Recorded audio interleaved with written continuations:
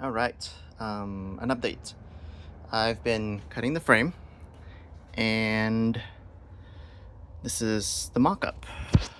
Trying to figure out how much room I need on the side here, because I plan to run a beam from my reinforcement beam all the way to the back, and I was thinking, okay, depending on how close it is, do I need to replace this beam, the structural beam on the side over there, or can I run a beam next to it? Because one means I have to cut this and then weld it together. It's a bit harder, but this beam is thick, so if I weld a thick beam to it or connect them together, it would be easier to reinforce than to replace. So trying to figure out how much I need to cut, and so that's dependent on, first off, I know where the suspension should go. The suspension should line up with the suspension up front. Can you see it? Right over there. That lines up to right over here. Well, the camera's not really good at lining it up, but yeah. There we go. Right there. And to here. Let me zoom out a little bit. There you go. So overall, this is somewhat centered. Line it up. Lined up the subframe already, and then also lined up the side. I marked wheel dead center on both sides, so you line up those lines, and then that's good. I was using a laser earlier to do this. Same thing over here. Line up those lines, and over there, line up, and down to here. So that gives approximation, but the primary important part right now is, can I run a beam here? Zoom out. Can I run a beam here and a beam here next to these? Looks like I can. That means I'm gonna probably trim this, cut this. Probably gonna have to cut this out anyways because it's too short. I'm gonna have to cut it, and maybe I can reuse it. No, probably not gonna use it. Just build my own plate. It's probably gonna be a lot higher. I think the other one's pretty high.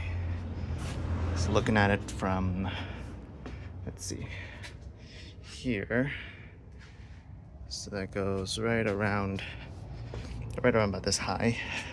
So that's pretty much up to here.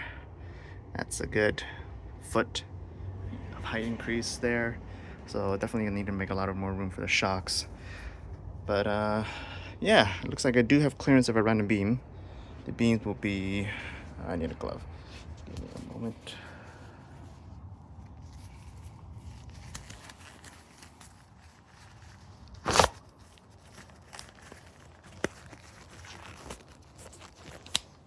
Beam will continue being these really 1/4 inch thick 2x3s. It looks like I can fit it next to that, and still have some room for the motor. I will have to make new side mounts because obviously there's no existing mounts. This might be nice because instead of running from originally a mount over there, I can probably run a mount from there to a front mount to this section here instead of running across this way. And that gives me room over here to do something else. We'll see. Maybe I can move a PDM or an inverter back here. That would make my life a lot easier. The other alternative was I was debating whether or not I want to stack this, and so I can either stack it there or but that would make this taller, and that would mean that if I put a battery up top, it would also be taller. That might be too tall. I was hoping to originally put a battery up here, and that would be right over here. Given this height of this, it doesn't look like I can drop the battery that much further down here. It looks like it's pretty close already. So battery is probably gonna have to go there, over the motor, and maybe I would put the inverter on the side over here.